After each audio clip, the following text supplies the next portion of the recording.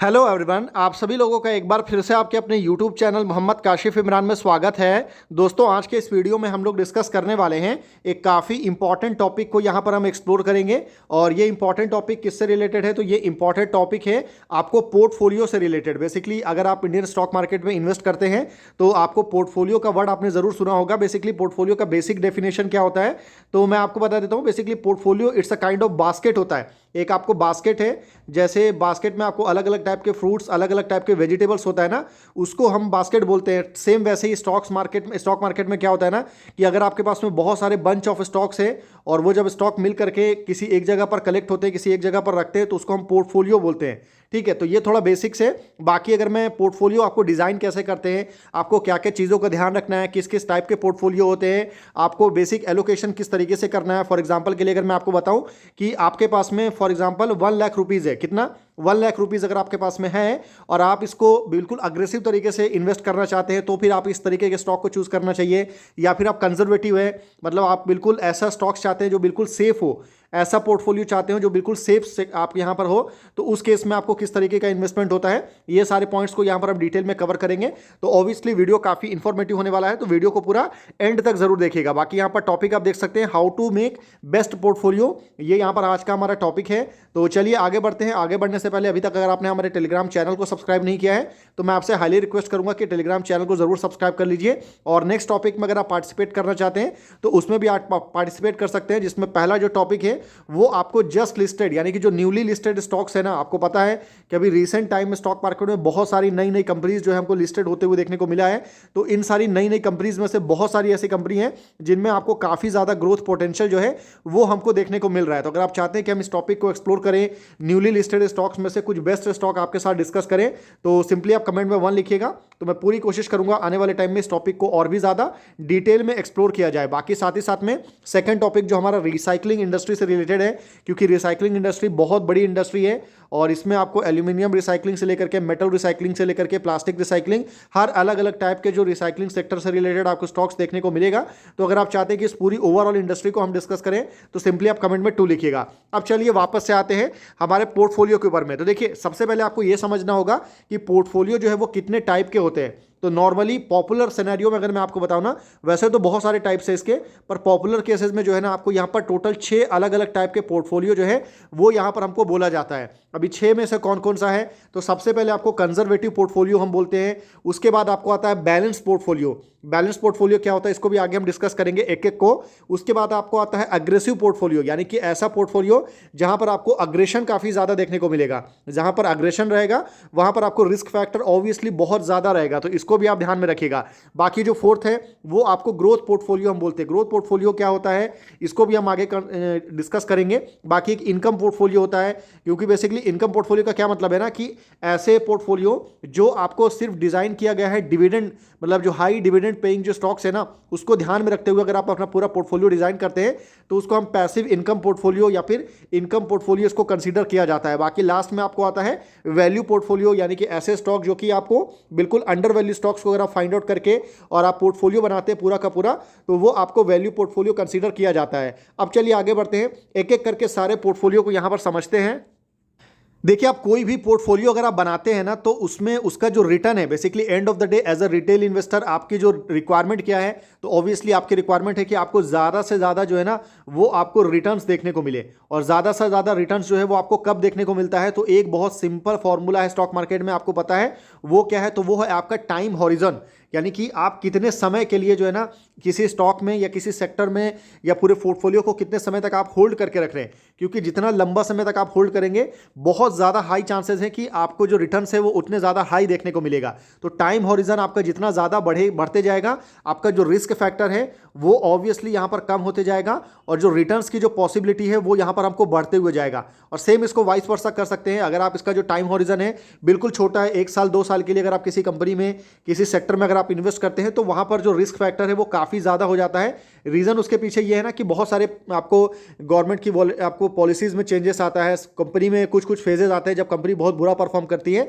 तो ये सारे जो प्रॉब्लम्स आते हैं ना, इनकी वजह से अगर आप शॉर्ट टाइम हॉरिजन है आपका, तो आपका जो रिटर्न पॉसिबिलिटी है वो ऑब्वियसली आपको काफी लो हो जाएगा।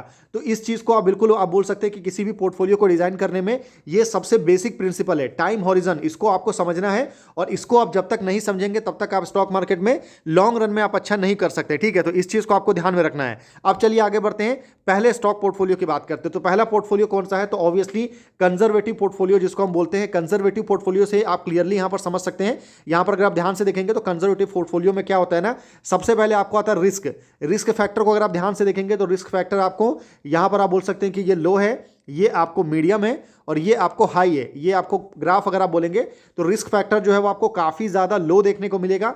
और यहाँ पर अगर मैं आपको पर्टिकुलर स्टॉक नहीं, अगर ओवरऑल देखेंगे तो यहाँ पर बॉन्ड्स में इन्वेस्टमेंट काफ़ी ज़्यादा लोग करते हैं। जो कंजर्वेटिव पोर्टफोलियो जिसका रहता है वहाँ पर डिविडेंड पेइंग स्टॉक्स आपको काफ़ी रहता है, यानी कि जो पब्लिक सेक्टर स्टॉक होता है वो आपको काफ़ी देखने को मिलता है। बाकी कैश वगैरह भी आपको देखने को मिलेगा। तो ये बॉन्ड्स वगैरह इसको हम साइड में रखते हैं, हम पूरा का पूरा जो डिस्कशन है वो स्टॉक्स पे करते हैं, ठीक है। हालांकि आपको स्टॉक्स के अलावा जो है डेट में, गोल्ड में, कैश में और भी अलग अलग फॉर्म में आपको इन्वेस्टमेंट करना चाहिए। पर ओवरऑल मैं फॉर एग्जांपल के लिए अगर मैं आपको बताता हूं कि आपने 100 में से 80% या फिर 70% आपने जो आपका अमाउंट है वो आपने निकाल करके रखा है स्टॉक्स के लिए, तो इसमें से आपको किस तरीके से इन्वेस्ट करना है। अगर आप कंजर्वेटिव पोर्टफोलियो है तो कंजर्वेटिव पोर्टफोलियो सबसे पहले आपको यह समझना होगा कि ये किसके लिए है। तो देखिए, कंजर्वेटिव पोर्टफोलियो अगर आप रिटायर्ड प्रोफेशनल हैं या फिर अगर आप रिटायर्ड पीपल है, जैसे कि होता है ना मिलिट्री से रिटायर हो जाते हैं या फिर 60 के बाद गवर्नमेंट ऑफिसर आपको रिटायर होते हैं, प्राइवेट सेक्टर में अगर आपने रिटायर हो चुके हैं, तो ये एक बहुत इंपॉर्टेंट रहता है कि अगर आप रिटायरमेंट फेज में हैं तब आपके लिए जो पोर्टफोलियो आता है वो आपको कंजर्वेटिव पोर्टफोलियो बोलते हैं। यहां पर रिस्क फैक्टर बहुत ज़्यादा कम होता है, स्टेबल बट आपको लिमिटेड रिटर्न्स देखने को मिलेगा, ठीक है। तो रिटायर्ड पीपल कैपिटल प्रोडक्शन जो है वो आपको यहां पर जो रिस्क फैक्टर है वो काफ़ी लो रहता है। तो जो ऐसे लोग जो कि कैपिटल को प्रोटेक्ट करने के ऊपर में ज़्यादा उनका फोकस होता है, उनके लिए कौन सा पोर्टफोलियो है, तो उनके लिए यहां पर कंजर्वेटिव पोर्टफोलियो है। अब यहां पर एक इंपॉर्टेंट क्वेश्चन आता है कि यहां पर आपको कौन कौन से टाइप के स्टॉक्स आपको देखने को मिलेगा, यानी कि टाइप्स ऑफ स्टॉक। यहां पर आप ध्यान रखिएगा, जो भी हम स्टॉक आपके साथ डिस्कस करेंगे, जो भी हम सेक्टर आपके साथ डिस्कस करेंगे, वो सिर्फ पूरी तरह से नॉलेज एंड एजुकेशन पर्पस में होने वाला है, किसी भी तरह का कोई भी रिकमेंडेशन बिल्कुल भी नहीं है, तो ध्यान रखिएगा। तो यहां पर अगर मैं बात करूं ना, तो जो कंजर्वेटिव पोर्टफोलियो है यहां पर आपको जो मैक्सिमम एलोकेशन है वो आपको लार्ज कैप में देखने को मिलेगा। यानी कि फॉर एग्जांपल के लिए अगर मैं आपको बताऊं तो यहां पर आपको ऑलमोस्ट, अगर आपके पास में 1 लाख रुपीज है तो आप यहां पर 70,000 के आसपास 70% का जो एलोकेशन है वो आपको लार्ज कैप में देखने को मिलेगा। लार्ज कैप हो गया, ब्लू चिप कंपनी हो गई, यानी कि जिन कंपनीज का पिछले पास्ट का 10 साल, 15 साल, 20 साल का एक ट्रैक रिकॉर्ड है और वो कंपनी काफी बड़ी है, तो यहां पर आपको वॉलेटिलिटी नहीं रहता है और मार्केट में जो बुरे फेजेज आते हैं उसको बड़ी कंपनी काफी आसानी के साथ में सस्टेन कर जाती है। तो ये ध्यान रखिएगा। मिड कैप में अगर आप जाएंगे तो यहां पर आपको 20% के आसपास मिड कैप आपको देखने को मिलेगा। बाकी जो रेस्ट है वो आपको यहां पर स्मॉल कैप इसको कंसीडर कर सकते हैं। हालांकि स्मॉल कैप यहां पर बहुत ज्यादा कम होता है, बिल्कुल नेग्लिजिबल होता है, तो इसको आप ध्यान में रख सकते हैं। तो ये आपको कंजर्वेटिव पोर्टफोलियो होगा। बाकी जो सेकंड आता है ये यहां पर आप क्लियरली देख सकते हैं, ये जो ग्राफ है उसके मदद से भी आप समझ सकते हैं, ये आपको बैलेंस पोर्टफोलियो है। बैलेंस पोर्टफोलियो का मतलब क्या है, तो balance portfolio it's a balance between risk and return, यानी कि यहां पर आपको रिटर्न की भी पॉसिबिलिटी बहुत ज्यादा नहीं है, तो रिस्क का जो फैक्टर है वो भी आपको बहुत ज्यादा नहीं है। दोनों आपको एक दूसरे से आपको इंटरकनेक्टेड है। जहां पर आपको रिस्क ज्यादा रहेगा वहां पर आपको रिटर्न्स की पॉसिबिलिटी बहुत ज्यादा रहेगी, ठीक है। पर ये उल्टा भी हो जाता है, कभी कभी आप रिस्क बहुत ज्यादा ले लेते हैं ना, तो उस केस में जो रिटर्न्स है वो बिल्कुल बैकफायर भी कर सकता है, तो इसको भी ध्यान में रखिएगा। अब अगर मैं आपको बैलेंस पोर्टफोलियो की बात करूं तो यहां पर ऑब्वियसली आप देख सकते हैं कि यहां पर जो रिस्क फैक्टर है वो आपको मीडियम देखने को मिल रहा है। बाकी जो रिमेनिंग, अगर मैं इक्विटीज वगैरह को साइन करता हूं और इक्विटी की बात करता हूं, देखिए बैलेंस पोर्टफोलियो में जो आपका रिटर्न्स है ना वो आपको डिसेंट लॉन्ग टर्म रिटर्न्स आपको देखने को मिलेगा, लॉन्ग टर्म ग्रोथ देखने को मिलेगा। यहां पर जो इन्वेस्टमेंट होता है मैक्सिमम लोग जो करते हैं वो आपको लार्ज कैप में करते हैं, मिड कैप में करते हैं। और उसके बाद अगर मैं आपको बताऊं तो इंडेक्स फंड यहां पर आपको काफ़ी पॉपुलर है। बहुत सारे लोग जो है इंडेक्स फंड में भी, जो बैलेंस पोर्टफोलियो है ना उसमें आपको इंडेक्स फंड भी देखने को मिलेगा। इंडेक्स फंड काफ़ी बोरिंग होता है, लेकिन जो बड़ी बड़े स्टॉक, जो म्यूचुअल फंड ग्रुप्स है ना, वो आपको किसको बीट करने के लिए आपको वर्क करते हैं, तो वो आपको इंडेक्स फंड को बीट करना चाहते हैं। और ये उनका बिल्कुल बोल सकते एक तरह से बेसिक क्राइटेरिया है। उसको बीट करने के लिए बड़े बड़े म्यूचुअल फंड ग्रुप, बड़े बड़े जो फंड मैनेजर हैं वो इस पर वर्क करते हैं। तो आप यहाँ पर डायरेक्टली यहाँ पर जो फंड्स वगैरह होते हैं ना उसमें भी आप डायरेक्ट इन्वेस्ट कर सकते हैं, इंडेक्स फंड में। और हालांकि बैलेंस पोर्टफोलियो की अगर मैं बात करूं तो यहां पर जो बैलेंस होता है ना वो रिस्क एंड रिटर्न, यानी कि जो सेफ जोन रहेगा वो आपको 50% आपको लार्ज कैप देखने को मिलेगा। बाकी रिमेनिंग अगर मैं आपको बताऊं तो यहां पर आप 30% के आसपास जो है वो मिड कैप रख सकते हैं, और इसी में आपको इंडेक्स फंड को भी इंक्लूड कर सकते हैं। बाकी अगर मैं आपको बताऊं तो 10% के आसपास जो है आप इसमें स्मॉल कैप रखेंगे, और बाकी जो रिमेनिंग अगर 10% में अलग से रखना चाहूं तो वो आप इंडेक्स फंड को यहां पर इंक्लूड कर सकते हैं। तो सेम अगर आपके पास में 1 लाख रुपीज़ है तो 50,000 यहाँ पर, 30,000, 10,000, 10,000। तो ये कुछ इस तरीके से आपको फंड को डिजाइन किया जाता है। कौन कौन से स्टॉक चूज करना है ये भी हम आगे डिस्कस करेंगे, तो वीडियो में बने रहिए। तो ये थोड़ा पार्ट ऑफ पोर्टफोलियो हम अभी डिस्कस कर रहे हैं। थर्ड जो आता है ऑब्वियसली यहाँ पर जो मैं डिस्कस कर रहा हूँ वो आपको इनकम पोर्टफोलियो की बात कर रहा हूँ। इनकम पोर्टफोलियो काफ़ी सिंपल है, आप नाम से समझ सकते हैं, फिक्स्ड इनकम पोर्टफोलियो, यानी कि ऐसा पोर्टफोलियो जहां पर आपको एक पैसिव इनकम जो है ना वो कंटिन्यूअसली हमको देखने को मिले। ठीक है, पैसिव इनकम किसको बोलते हैं? रेगुलर इनकम यहां पर हमको देखने को मिलेगा, और यहां पर जो इन्वेस्टमेंट होता है वो आपको लो टू मीडियम और मीडियम टू हाई के बीच में यहाँ पर आपको रिस्क फैक्टर है, मीडियम से थोड़ा ज़्यादा आप इसको कंसीडर कर सकते हैं।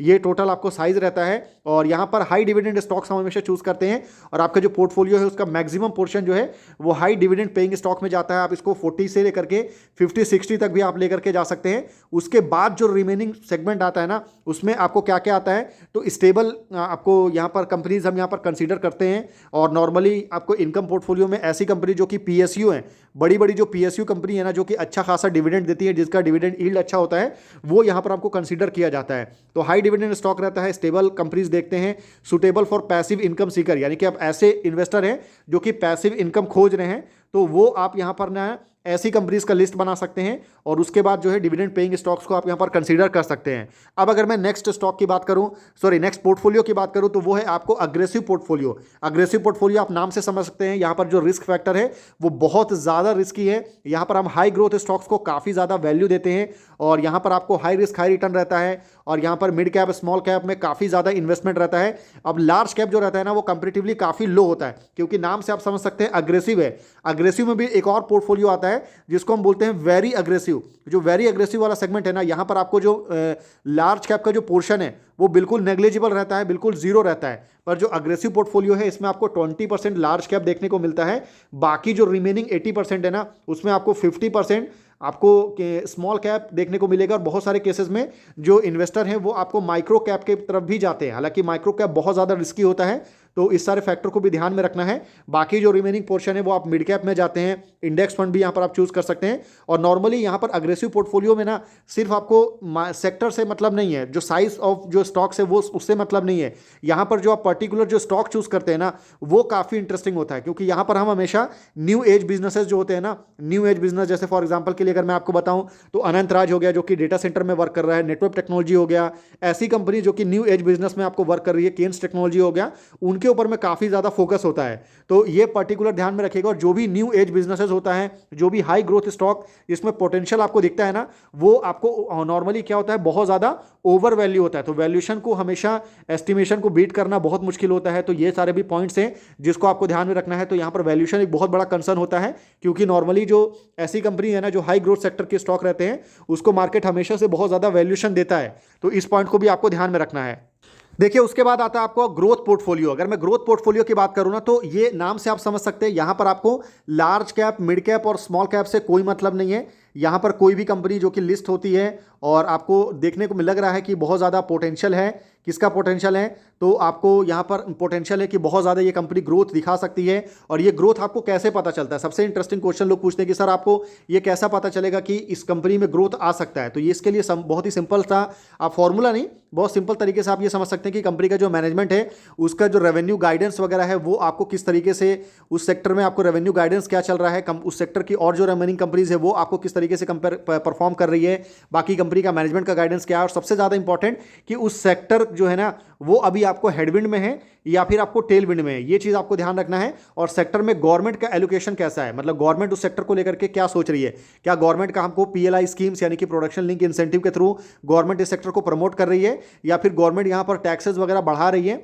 और उससे कंपनी का बिजनेस जो है वो नेगेटिवली इंपैक्ट कर सकता है। तो ग्रोथ वाले जो पोर्टफोलियो होता है इसमें हमेशा से हम पूरा फोकस जो है वो हाई ग्रोथ स्टॉक्स के ऊपर में रखते हैं, और रिस्क फैक्टर यहाँ पर बहुत ज़्यादा होता है, हालांकि हाई से थोड़ा कम है, तो मीडियम टू हाई आप इसको कंसीडर कर सकते हैं। यहाँ पर जो ज़्यादा स्टॉक रहेगा वो आपको टेक्नोलॉजी ड्रिवन स्टॉक्स यहाँ पर आपको ज़्यादा देखने को मिलेगा। हेल्थ केयर आपको देखने को मिलेगा 20% के आसपास। बॉन्ड वगैरह काफ़ी कम रहता है, बॉन्ड हो गया, लार्ज कैप स्टॉक यहाँ पर काफ़ी कम कंसिडर करते हैं, क्योंकि हमारा जो बेसिक क्राइटेरिया जो है ना वो आपको ग्रोथ है, और ग्रोथ जो है वो आप मान के चलिए कि लार्ज कैप में आपको कभी भी देखने को नहीं मिलेगा। क्योंकि कोई स्टॉक जो अभी से 4 लाख करोड़ का मार्केट कैप है, जिसका कोई स्टॉक जिसका मार्केट कैप अभी आपको 5 लाख करोड़ है, तो आप उससे ये एक्सपेक्ट नहीं कर सकते कि ये स्टॉक आपको आने वाले 1 साल में या 2 साल में डबल हो जाएगा। तो ये प्रैक्टिकली पॉसिबल नहीं है। तो इस वजह से ऐसे स्टॉक जो कि 10,000 करोड़, 20,000 करोड़, 5,000 करोड़ के मार्केट कैप वाली हैं, और वो अगर अच्छा कर रही हैं, अच्छे नंबर्स आ रहे हैं, तो उसमें पब्लिक जो है वो ज़्यादा जाना जो है पसंद करती है। तो ये ग्रोथ पोर्टफोलियो हो गया। अब चलिए लास्ट स्टॉक की बात करते हैं, जो कि सबसे ज़्यादा यहाँ पर आपको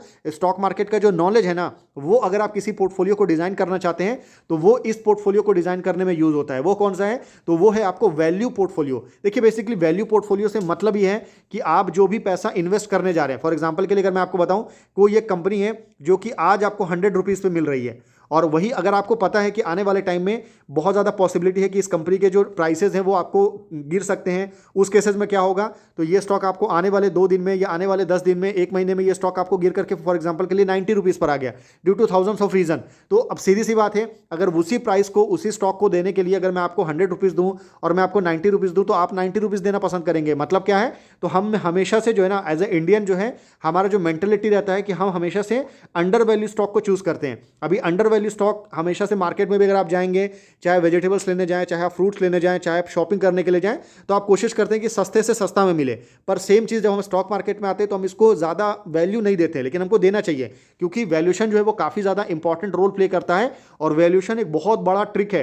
बेसिकली नॉर्मली क्या होता है ना कि लोग सीधा सीधा जो आपको स्टॉक का जो वैल्यूशन है, मतलब इंडस्ट्री पी क्या है, स्टॉक का पी क्या है, और उसके बाद अपना डिसीजन बना लेते हैं। हालांकि ये बिल्कुल भी सही क्राइटेरिया नहीं है। आपको पेग रेशियो को भी देखना है, आपको पीयर कंपटीटर से भी इसको कंपेयर करना है, क्योंकि पी रेशियो हमेशा जो है ना परफेक्ट नहीं होता है। आपको बहुत सारे एग्जांपल्स आपको देखने को मिल जाएंगे जहां पर पी को काफ़ी आसानी के साथ मैनिपुलेट किया जा सकता है। तो वैल्यूशन को आपको काफ़ी वैल्यू देना है, और ओवरऑल यहाँ पर देखेंगे ना तो ये टोटल हमारा सिनेरियो है किससे रिलेटेड? तो वैल्यू पोर्टफोलियो का, जहाँ पर fundamentally strong under value stock को हम फोकस रखते हैं। और नॉर्मली वहाँ पर हमारा जो फोकस है ना वो टर्न अराउंड कंपनीज के ऊपर में भी काफ़ी होता है। टर्न अराउंड कंपनी क्या होती है? तो ऐसी कंपनी जो कि पहले आपको लॉस में थी, फिर वो निकल करके आपको प्रॉफिट में आ गई, यानी कि लॉस से जब कंपनी निकल के प्रॉफिट में आती है, यानी कि टर्न अराउंड हो रहा है, तो उस केस में जो इन्वेस्टर हैं एज अ वैल्यू इन्वेस्टर, वो यहाँ पर जाना काफ़ी ज़्यादा पसंद करते हैं। रिस्क फैक्टर यहाँ पर मीडियम रहता है, ऐसा नहीं है कि बहुत हाई रिस्क वाला सेगमेंट ये नहीं है, तो इसको आप ध्यान में रखिएगा। तो ये ओवरऑल हमारा पोर्टफोलियो हो गया। अब चलिए एक और इंपॉर्टेंट टर्म है जो कि हमेशा आपको पोर्टफोलियो में ध्यान में रखना है, वो टर्म आता है आपको रीबैलेंसिंग योर पोर्टफोलियो। बेसिकली क्या होता है ना कि आपको हर 6 महीने में, आपने सुना होगा, हर 6 महीने में या फिर एवरी 1 ईयर में जो है ना, आपको जो अपना पोर्टफोलियो है उसको रीबैलेंस करना बहुत ज़रूरी है। उसके पीछे क्या रीज़न है? तो फॉर एग्जांपल के लिए 6 महीने पहले अगर आपने कुछ 20 स्टॉक्स का या 20 स्टॉक्स का यहाँ पर आपने बास्केट बनाया है, और इन 20 स्टॉक्स में से 2-3 स्टॉक है जिन्होंने बहुत ज़्यादा इंप्रेसिव रिटर्न्स आपको जनरेट करके दिया है, तो यहाँ पर आपको प्रॉफिट बुकिंग करना भी बहुत ज़रूरी है, ताकि जो आपको बैलेंसिंग है वो हो सके, और यहाँ से जो आपको प्रॉफिट बन रहा है वो फंडामेंटली जो स्ट्रॉन्ग स्टॉक्स हैं जो अभी ह्यूज करेक्शन के ऊपर में है, वहाँ पर आप जो है ना आपको वहाँ पर ऐड ऑन कर सकते हैं। तो ये पॉइंट को भी आपको ध्यान में रखना है। तो आई होप आप रीबैलेंसिंग को समझ गए होंगे। अब चलिए आगे बढ़ते हैं, और मैं आपसे कुछ स्टॉक्स के लिस्ट में यहाँ पर मैं आपके साथ शेयर करता हूँ। Obviously purely knowledge and education purpose से है कि आप किस तरीके से स्टॉक को देख सकते हैं। वो है आपको लार्ज कैप स्टॉक। जैसे मैंने बात किया था कि जब मैं कंजर्वेटिव पोर्टफोलियो या फिर बैलेंस पोर्टफोलियो में आपको काफ़ी बड़ा पोर्शन जो है वो आप लार्ज कैप की तरफ आपको रखना होता है। तो लार्ज कैप में भी आपको ऐसा नहीं है कि किसी भी स्टॉक को आपको चूज नहीं करना है। आप कोशिश करिए जिन कंपनीज का ट्रैक रिकॉर्ड पास में बहुत ज़्यादा अच्छा है, जैसे कि रिलायंस हो गया, आप यहाँ पर HDFC बैंक देख सकते हैं, काफ़ी लंबा ट्रैक रिकॉर्ड रहा है कंपनी का, काफ़ी समय से कंपनी काफ़ी अच्छा बिजनेस कर रही है। उसके अलावा आपको TCS देखने को मिलेगा। उसके अलावा आप एशियन पेंट देख सकते हैं, काफ़ी बड़ा नाम है पेंट इंडस्ट्री में। उसके बाद आपको आता है सन फार्मा, अगर आप फार्मा सेक्टर में इंटरेस्टेड हैं। बाकी अगर मैं आपको बजाज फिनसर्व आप देख सकते हैं, लोन्स में अगर आप इंटरेस्टेड हैं, लोन देने वाली कंपनी जो होती है। कंस्ट्रक्शन सेक्टर अगर आप देखना चाहें तो आपको L&T एक बहुत बड़ा नाम है लार्ज कैप सेगमेंट में। बैंकिंग में आपको ऑब्वियसली ICICI बैंक भी एक बहुत बड़ा नाम है। तो ये कुछ इंपॉर्टेंट स्टॉक्स हैं जो पर्टिकुलर आपको लार्ज कैप कैटेगरी से आता है। यहाँ पर एक आपको सेक्टर एलोकेशन भी आता है, जिसको ऑब्वियसली आगे हम डिस्कस करेंगे कि किसी भी सेक्टर में जो आपका एलोकेशन है वो 10% से ज़्यादा नहीं होना चाहिए। क्यों नहीं होना चाहिए इसको भी हम आगे डिस्कस करेंगे। करेंगे। बाकी अगर मैं मिड कैप स्टॉक की बात करूं तो कुछ इंपॉर्टेंट मिड कैप स्टॉक्स है, जैसे कि वारे एनर्जी एक बहुत बड़ा नाम है, उसके अलावा जाइडस हेल्थ केयर आप देख सकते हैं, उसके बाद आपको BHEL देखने को मिलेगा जिसने काफ़ी अच्छा रिटर्न्स वगैरह बना के दिया है, काफ़ी अच्छा इसकी जर्नी रही है इस कंपनी की। उसके अलावा आपको परसिस्टेंट सिस्टम, जो कि अगर आप IT सेक्टर में इंटरेस्टेड हैं तो इस कंपनी को इंक्लूड कर सकते हैं। बाकी BSE आपको देखने को मिलेगा, आपको पॉलीकैब इंडिया एक बहुत बड़ा नाम है पर्टिकुलर जो केबल एंड वायर इंडस्ट्री में। उसके अलावा अगर मैं बात करूं तो डिक्सन टेक्नोलॉजी भी एक अच्छी कंपनी है जो कि अभी EMS सेक्टर में वर्क कर रही है। IRCTC भी एक आपको मिड कैप कंपनी की लिस्ट में आप देख सकते हैं। तो ये कुछ इंपॉर्टेंट कंपनीज हैं। इसके अलावा बहुत सारी कंपनी है, ऐसा नहीं है कि सिर्फ ये 4, 8, 12 कंपनी नहीं है, ऐसी बहुत सारी कंपनी है। मैं जस्ट फॉर एग्जांपल के लिए आपके साथ शेयर कर रहा हूं, इस पर आप स्टडी कर सकते हैं। बाकी स्मॉल कैप की बात करूं तो ये काफ़ी रिस्की आपको क्राइटेरिया होता है, और यहाँ पर अगर आप देखेंगे तो ग्रेविटा इंडिया एक काफ़ी अच्छी कंपनी है जो कि रिसाइकलिंग सेक्टर में वर्क कर रही है। बाकी स्कीपर आपको पता होगा, हमने इस कंपनी को पास्ट में काफ़ी बार डिस्कस भी किया है, क्योंकि ये कंपनी जो है power transmission and distribution sector से ये आपको बिलोंग करती है। और इस सेक्टर में पावर ट्रांसमिशन डिस्ट्रीब्यूशन में जो पोल्स वगैरह रहते हैं ना, ये कंपनी पोल्स की मैन्युफैक्चरिंग करती है। और ये सेक्टर जब आने वाले टाइम में ग्रो करेगा तो उस केसेस में जो है इस कंपनी को काफ़ी ज़्यादा फायदा हो सकता है। तो इस तरीके से आपको समझना है कि सेक्टर किस तरीके से ग्रो करेगा, उस हिसाब से कंपनी का कैपेक्स क्या है, ये सारी चीज़ों को आपको ध्यान में रखना है। जुपिटर वेगन्स एक अच्छी कंपनी है, जिस हिसाब से रेलवे का मॉडर्नेशन हो रहा है, रेलवे में ह्यूज कैपेक्स आ रहा है रेलवे के मॉडर्नेशन के ऊपर में, उसकी वजह से जुपिटर वेगन्स हो गया, टीटागढ़ रेल सिस्टम हो गया, इनको काफ़ी फायदा हो सकता है। बाकी अपार इंडस्ट्री ये भी काफ़ी अच्छी कंपनी है। उसके अलावा अगर मैं आपको बात करूं तो KPI green energy renewable energy sector में काफ़ी अच्छा कर रही है, कंपनी ने पास्ट में अच्छा परफॉर्मेंस दिखाया है। जेन टेक्नोलॉजी की बात करूं तो ड्रोन्स के मामले में डिफेंस में ये कंपनी आपको काफ़ी अच्छा कर रही है। Genus power smart meter manufacturing segment में इस कंपनी का भी ट्रैक रिकॉर्ड अच्छा है, काफ़ी ह्यूज ऑर्डर बुक है पर्टिकुलर इस कंपनी के पास में, अप्रॉक्सीमेटली 30,000 करोड़ है। तो ये कंपनी भी काफ़ी अच्छी है जिसको आप स्टडी कर सकते हैं। बाकी ट्रांसफार्मर मैन्युफैक्चरिंग के हिसाब से शिल्चर टेक्नोलॉजी हो गया या वोल्टाइम ट्रांसफार्मर हो गया, या भी करंटली तो ट्रांसफार्मर रेक्टिफायर जो है वो भी काफ़ी अच्छी खासे करेक्शन के ऊपर में आपको देखने को मिल रहा है। तो ये कुछ इंपॉर्टेंट स्टॉक्स हैं जो कि आपको ऑब्वियसली जो आपको मैंने बताया ना कैप्स के हिसाब से, यानी कि स्मॉल कैप अगर आप चाहें तो ये कुछ कंपनीज का लिस्ट है जिसको आप स्टडी कर सकते हैं। इसके पीछे का क्या रीज़न है, देखिए सबसे पहले आप किसी भी सेक्टर में इन्वेस्ट करने जाते हैं, जैसे स्मॉल कैप में अगर आप इंटरेस्टेड हैं कि स्मॉल कैप की मुझे 3 कंपनी चूज़ करना है, फॉर एग्जाम्पल के लिए मैं बता रहा हूँ, तो इन 3 कंपनीज को चूज़ करने के लिए सबसे पहले इंटू 10 करिए, यानी कि आपके पास में 30 कंपनी होनी चाहिए टोटल स्मॉल कैप की, जिसमें से फिर आपको 3 चूज़ करना है। और ये 3 चूज़ करने से पहले आपको क्वेश्चन पूछना है कि ये 3 कंपनी आप क्यों ले रहे हैं। क्या ये सेक्टर में आपको काफ़ी ग्रोथ आप देख रहे हैं, क्या आप इस कंपनी के मैनेजमेंट के साथ में काफ़ी ज़्यादा कॉन्फिडेंट है, या फिर इस कंपनी का जो फंडामेंटल है वो आपको बहुत ज़्यादा पसंद आ रहा है, या फिर इस कंपनी के ऑर्डर बुक आपको बहुत ज़्यादा इंप्रेसिव लग रहा है। तो बहुत सारे रीजंस होते हैं, और आपको रीजंस जितना ज़्यादा टिक होगा, जितना ज़्यादा रीज़न आपको ओके देखने को मिलेगा, उतना ज़्यादा आप उसको कंसीडर कर सकते हैं, ठीक है। बाकी अगर मैं पर्टिकुलर बात करूँ तो ये तो बात हो गई कुछ कंपनीज़ के बारे में। सेक्टर के बारे में आपने ज़रूर सुना होगा कि किसी भी सेक्टर का जो हैवी एलोकेशन है ना, वो आपका नहीं होना चाहिए। और ये ऐसा क्यों बोला जाता है, तो इसके पीछे एक बहुत बड़ा रीज़न है कि कोई भी सेक्टर आप देखेंगे ना, एवरग्रीन सेक्टर स्टॉक मार्केट में बहुत लिमिटेड है जो सेक्टर आपको एवरग्रीन परफॉर्म करे, नहीं तो हर समय पर कोई एक सेक्टर आपको काफ़ी अच्छा करता है। बहुत सारे ऐसे सेक्टर होते हैं जो काफ़ी बुरा करते हैं, बहुत सारे सेक्टर होते हैं जो आपको कंसोलिडेट करते हैं। तो उस केस में अगर आप किसी एक सेक्टर में अपने जो टोटल पोर्टफोलियो का 20% 30% अगर आप इन्वेस्ट कर देते हैं, और उस सेक्टर में किसी भी रीज़न की वजह से, चाहे आपको ग्लोबल अनसर्टेनिटी हो, चाहे आपको गवर्नमेंट एलोकेशन हो, या फिर किसी भी रीज़न से अगर उस सेक्टर में आपको करेक्शन आता है या ह्यूज गिरावट होती है, तो उस केस में आपका जो स्टॉक्स है ना वो काफ़ी बुरी तरीके से क्रैश करेगा, और आपका पोर्टफोलियो भी जो है उसमें हमको ज़बरदस्त गिरावट देखने को मिल सकता है। तो यहाँ पर अगर आप पर्टिकुलर देखेंगे तो जैसे कुछ सेक्टर हो गया, जैसे कि ट्रांसमिशन एंड डिस्ट्रीब्यूशन सेक्टर है, मैं इस सेक्टर को यहाँ पर डिस्कशन में इसलिए रख रहा हूँ कि काफ़ी ज़्यादा इसमें पोटेंशियल आपको देखने को मिलेगा, क्योंकि इंडिया में भी करंटली जो है ना बड़े स्केल पर रिन्यूएबल एनर्जी से पावर जनरेट किया जा रहा है, और पर्टिकुलर 2030 तक 500 गीगावाट का टारगेट जो है गवर्नमेंट ने रखा है। अब जब आप ज़्यादा रिन्यूएबल एनर्जी से पावर जनरेट करेंगे तो पावर को कंज्यूम करने के लिए पूरा का पूरा ट्रांसमिशन इंफ्रास्ट्रक्चर की रिक्वायरमेंट होगी। तो ऐसी कंपनी जो कि केबल्स बना रही है, ऐसी कंपनी जो कि आपको यहाँ पर पूरा का पूरा ट्रांसमिशन टावर बना रही है, ऐसी कंपनी जो यहाँ पर आपको ट्रांसफार्मर बना रही है, तो इन सबका जो रोल है ना वो काफ़ी इंपॉर्टेंट होने वाला है। तो ये सेक्टर काफ़ी अच्छा हो सकता है जिसको आप स्टडी में रख सकते हैं। बाकी आपको रिन्यूएबल एनर्जी सेक्टर ऑब्वियसली आप इसको कहीं से भी नेग्लेक्ट नहीं कर सकते हैं। इसी में आपको BESS भी आता है, इसी में आपको ग्रीन हाइड्रोजन आता है, काफ़ी डाइवर्सिफाइड सेक्टर है। आप डिफेंस को बिल्कुल भी नेग्लेक्ट नहीं कर सकते हैं, क्योंकि डिफेंस सेक्टर में काफ़ी ज़्यादा कैपेक्स जो है वो गवर्नमेंट की तरफ से हमको देखने को मिल रहा है। आप NBFC सेक्टर, चाहे NBFC हो या फिर बैंकिंग सेक्टर हो, इसको आप कभी भी नेग्लेक्ट मत करिएगा, क्योंकि नॉर्मली क्या होता है ना, एज अ रिटेल इन्वेस्टर हमको NBFC सेक्टर है वो काफ़ी बोरिंग लगता है, लेकिन आपको मैं फॉर एग्जांपल के लिए अगर मैं आपको यहाँ पर अगर आप इंडिया की टॉप 10 कंपनीज की लिस्ट अगर आप बनाएंगे ना, तो उसमें आपको काफ़ी ज़्यादा कंपनी जो है ना वो आपको किससे देखने को मिलेगी, तो बैंकिंग सेक्टर से देखने को मिलेगी। क्यों? क्योंकि बैंकिंग ऐसा बिजनेस है ना जो आपको बहुत ज़्यादा ज़रूरी होने वाला है। मतलब आने वाले टाइम में किसी भी बिजनेस को ग्रो करना है तो डेट लेना पड़ेगा। जब डेट चाहिए तो आपको बैंक्स यहाँ पर काफ़ी इंपॉर्टेंट रोल प्ले करेगा। तो इसलिए आपके जो पोर्टफोलियो है उसमें एनबीएफसी कंपनी ज़रूर होना चाहिए। अब यहाँ पर आप समझ गए कि क्या क्या है। तो टोटल आपको 10 अगर आप सेक्टर यहाँ पर इंक्लूड कर रहे हैं तो इसमें भी आपको ध्यान रखना है कि ये जो 10 सेक्टर आप चूज कर रहे हैं ना, इसमें जो मैंने स्टार्टिंग में जो फॉर्मूला आपको बताया था कि कंजर्वेटिव है आपका माइंड, या फिर आप बैलेंस पोर्टफोलियो की कैटेगरी में आप आते हैं, या फिर आप अग्रेसिव पोर्टफोलियो, क्योंकि अग्रेसिव पोर्टफोलियो नॉर्मली जो है वो एज अ यंग इन्वेस्टर के लिए, यानी कि आप 30-35 पर अगर आप हैं, 40 पर अगर आप हैं, तो आपके लिए ये पोर्टफोलियो काफ़ी इंपॉर्टेंट है। अगर आप एज में आते हैं, रिटायर्ड अगर आप उसमें आते हैं, तो यहाँ पर आपके लिए अग्रेसिव पोर्टफोलियो जो है वो काफ़ी सही नहीं कंसिडर किया जाता है। तो अगर आप कंजर्वेटिव में हैं तो यहाँ पर भी जो आप 10 सेक्टर चूज कर रहे हैं ना, तो इसमें से आप कोशिश करिए कि ज़्यादा जो एवरग्रीन सेक्टर है वो आपको ज़्यादा होना चाहिए, जो न्यू एज वाला जो बिजनेस है वो कम होना चाहिए। सेम वाइस वर्सा आप यहाँ पर अग्रेसिव पोर्टफोलियो में जाते हैं तो यहाँ पर आप कुछ इस तरीके से इस चीज़ों को जो है वो आप डिज़ाइन कर सकते हैं। तो ये टोटल यहाँ पर क्राइटेरिया है। और टोटल अगर मैं क्राइटेरिया की बात करूँ, टोटल अगर मैं सेक्टर की बात करूँ,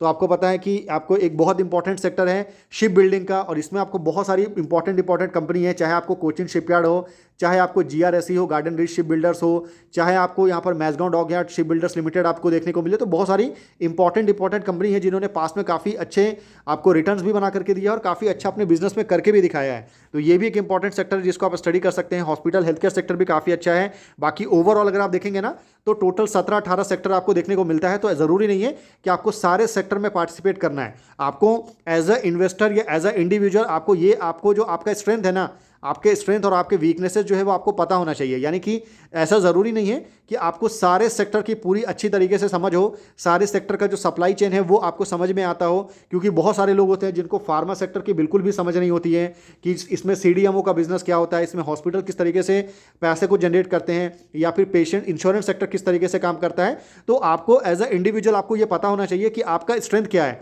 आपको कौन से सेक्टर की काफ़ी अच्छी तरीके से समझ है। यानी कि आप कंज्यूमर डिक्शनरी को आप अच्छी तरह से समझते हैं, या फिर हेल्थ केयर सेक्टर को आपकी अच्छी समझ है, या फिर फाइनेंशियल सेक्टर की आपको अच्छी समझ है, या फिर एनर्जी सेक्टर या जिसमें रेन्यूएबल आता है, बाकी मटेरियल सेक्टर हो गया, यूटिलिटी हो गया, कम्युनिकेशन सर्विसेज हो गया। तो कौन से सेक्टर की आपको ज़्यादा समझ है उसी में आपको जाना है। जिस सेक्टर के बारे में आपको बहुत ज़्यादा नॉलेज नहीं है तो पहले कोशिश करिए कि उस सेक्टर के बारे में ज़्यादा से ज़्यादा नॉलेज लीजिए, उसके बाद आप उस सेक्टर की तरफ जाइए। तो ये हमारा पूरा का पूरा ओवरऑल डिस्कशन था पोर्टफोलियो से रिलेटेड। आई होप आपको वीडियो जो है वो इन्फॉर्मेटिव लगा होगा। वीडियो अगर आपको इन्फॉर्मेटिव लगा है तो वीडियो को ज़रूर लाइक करिएगा, और अगर आपने वीडियो को यहाँ पूरा एंड तक देखा है तो प्लीज़ वीडियो को एंड तक देखने के लिए बहुत बहुत थैंक यू। वीडियो अगर आपने एंड तक देखा है तो चैनल को जरूर सब्सक्राइब करिएगा। बाकी ऑब्वियसली यहाँ पर मैंने बहुत सारे स्टॉक्स के बारे में, बहुत सारे सेक्टर के बारे में बात किया है, तो ध्यान रखिएगा पूरी तरह से ये video knowledge and education purpose से है। किसी भी सेक्टर और किसी भी स्टॉक को लेकर के किसी भी तरह का कोई भी बाई सेल होल्ड का रिकमेंडेशन नहीं है, तो इसको आपको ध्यान में रखना है। तो फिर मिलते हैं आपसे अगले वीडियो में, क्योंकि हम सेबी रजिस्टर्ड फाइनेंशियल एडवाइजर नहीं है, तो आपको नॉलेज एंड एजुकेशन पर्पज से ही लेना है। फिर मिलते हैं आपसे अगले वीडियो में, तब तक के लिए गुड बाय।